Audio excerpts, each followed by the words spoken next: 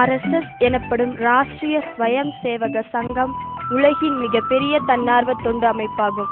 தேச பக்தர்கள் RSSஇன் அவசியத்தை புரிந்து கொண்டு இதனை நாட்டின் சக்தியாக கருதுகின்றனர்.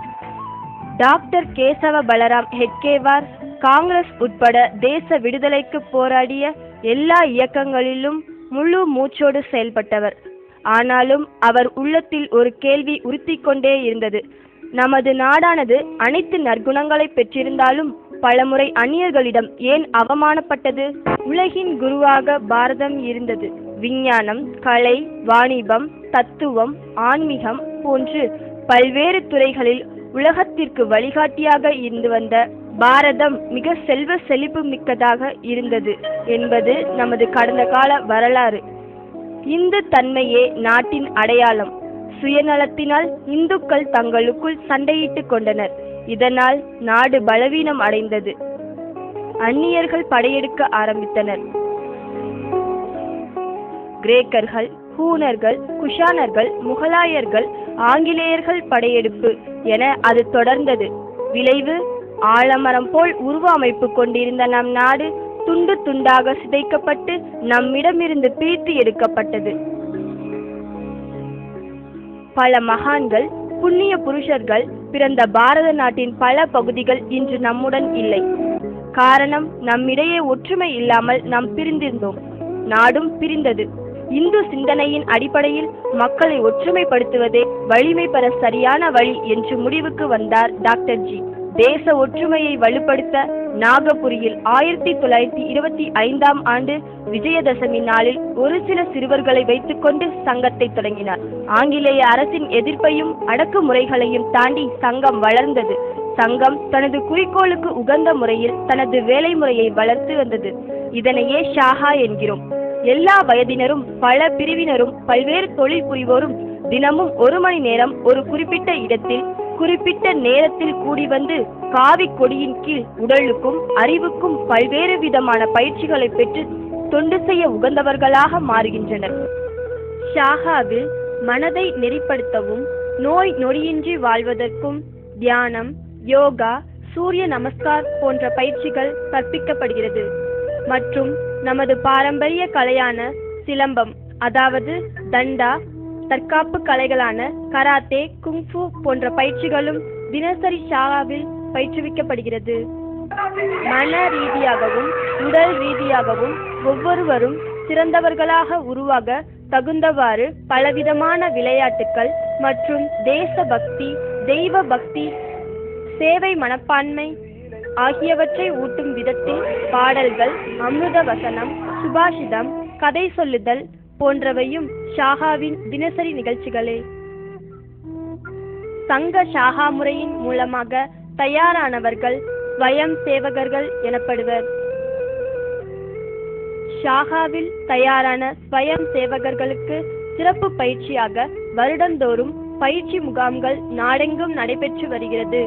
20 நாட்கள், 30 நாட்கள் நடக்கும் இந்த பயிற்சி முகாம்களில் நாட்டின் பல்வேறு இடங்களில் இருந்து வரும் ஸ்வயம் சேவகர்கள் ஒரே இடத்தில், ஒரே குடும்பம் போல் மாநில, மொழி, ஜாதி, சம்பிரதாய பிரிவுகள், பணக்காரன், ஏழை, கிராமவாசி, நகரவாசி, படித்தவன், படிக்காதவன் போன்ற அனைத்து வேறுபாடுகளையும் மறந்து ஒற்றுமையுடன் பயிற்சிகளை முடிக்கின்றனர். தனது நலனை விட தேச நலனே பெரிது என்பதே சங்க ஸ்வயம் சேவகரின் லட்சியம். உயர்ந்த ஜாதி, தாழ்ந்த ஜாதி என்ற எண்ணம் நமது மனதில் ஒருபோதும் தோன்றக்கூடாது. பாரதம் ஒரே நாடு, ஒரே மக்கள், ஒரே பண்பாடு. பாரதத்தின் மீது பக்தி கொண்ட ஒவ்வொருவரும் நமது சகோதரனே. சுயநலம், ஆசை மற்றும் பயம் ஆகியவற்றை விலக்கி சுய ஊக்கத்துடன் நாட்டுக்காக இடையராது விழிப்புடன் தொண்டாற்றும் ஊழியனே ஸ்வயம் சேவகன். பண்பாளரை உருவாக்க வேண்டும் என்று விவேகானந்தர் கண்ட கனவை நனவாக்குகிறது RSS. 1927 சைமன் கமிஷனை எதிர்த்து நடந்த கிளர்ச்சியிலும் 1942 வெள்ளையனே வெளியேறு இயக்கத்திலும் ஸ்வயம் சேவகர்கள் கலந்து கொண்டனர். 1930 நடந்த காட்டு சத்தியாகிரகத்தில் ஹெட்கேவார் அவர்களை கலந்து கொண்டு சிறை சென்றார்.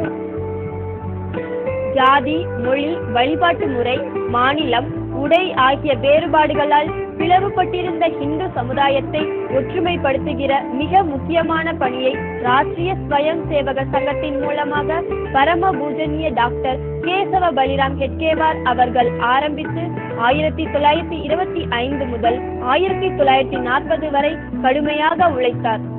1940 ஸ்ரீ மாதவ சதாசிவ குருஜி கோல்வல்கரிடம் சங்கத்தை ஒப்படைத்துவிட்டு டாக்டர் ஜி இவ்வுலகிலிருந்து விடை பெற்றார்.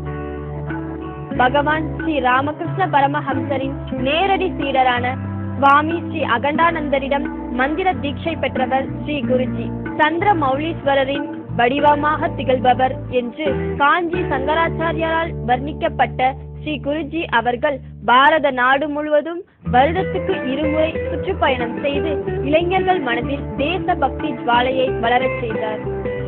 32 வருடங்கள் சங்கத்தை தலைமை தாங்கி வழிநடத்திய ஸ்ரீ குருஜி அவர்கள் தேசத்தின் மிக முக்கியமான பிரச்சனைகளை எதிர்கொள்ள வேண்டி இருந்தது. அதில் மிக முக்கியமானது தேச பிரிவினை. ஜின்னாவின் தலைமையிலான முஸ்லிம்கள் பாகிஸ்தான் கேட்டு போராட ஆரம்பித்தது. ஆங்கிலேய அரசும் உதவி புரிந்தது. தேச பிரிவினையின் போது பாகிஸ்தானில் இருந்து ஏராளமான இந்துக்களை பாதுகாத்து அவர்களுக்கு மறுவாழ்வு அளித்து உதவி செய்ய ஸ்வயம் சேவகர்கள் ஆற்றிய பெரும் பணிகளும் பலிதானங்களும் பாரத வரலாற்றில் பொன்னெழுத்துக்களால் பொறிக்கப்பட வேண்டியவை. 1962, 1971, 1999 ஆகிய வருடங்களில் பாரதத்தின் மீது திணிக்கப்பட்ட போர்களில் ஸ்வயம் சேவகர்கள் இராணுவத்துடன் சேர்ந்து தேசம் காக்கும் பணியில் தோள் கொடுத்தார்கள். 1962 சீன போரில் நமது இராணுவத்துடன் இணைந்து போர் முனையில் உதவி செய்ததால் RSSஐ தவறாக நினைத்து கொண்டிருந்த அன்றைய பிரதமர் நேரு உண்மையை உணர்ந்து சங்கத்தை 1963 ஜனவரி 26 குடியரசு தின விழா அணிவகுப்பில் கலந்து கொள்ள அழைப்பு விடுத்தார். 1965 பாகிஸ்தான் போரின் போது தலைநகர் டில்லியில் சாலை போக்குவரத்து கட்டுப்பாடு காவல்துறை பணி முழுவதையும் 20 நாட்களுக்கு அன்றைய பிரதமர் லால் பகதூர் சாஸ்திரி RSS வசம் ஒப்படைத்தார். மக்களின் தேசிய உணர்வை வலுப்படுத்த உறுதி பூண்ட சங்கம் கன்னியாகுமரியில் விவேகானந்தர் நினைவு சின்னம், கங்கா மாதா, பாரத மாதா உருவங்களை தாங்கிய ஏகாத்மதா யாத்திரை, உலகமே வியப்புற்ற ஸ்ரீராமர் கோவில் புனரமைப்பு, பசுவதை தடைக்காக கையெழுத்து இயக்கம் ஆகியவற்றில் தீவிரமாக பங்கேற்றது. 1940 இருந்து 1973 வரை சங்கத்தின் தலைமையேற்று லட்சக்கணக்கான மக்களுக்கு உத்வேகமூட்டிய ஸ்ரீ குருஜி அவர்கள் பரம பூஜன்ய பாலா சாஹிப் தேவரஸ் அவர்களிடம் தலைமை பொறுப்பை ஒப்படைத்துவிட்டு இவ்வுலக வாழ்வை முடித்தார். சத்சங்க சாலக் பரம்பரையில் டாக்டர் ஜி குருஜியை தொடர்ந்து பாலா சாஹிப் தேவரஸ் ஜி, ரஜுபையா ஜி, சுதர்சன் ஜி, தற்போது மோகன்ஜி பாகவத் போன்ற மகாசாரதிகளின் தலைமையில் சங்கம் வீரநடை போட்டு வருகிறது.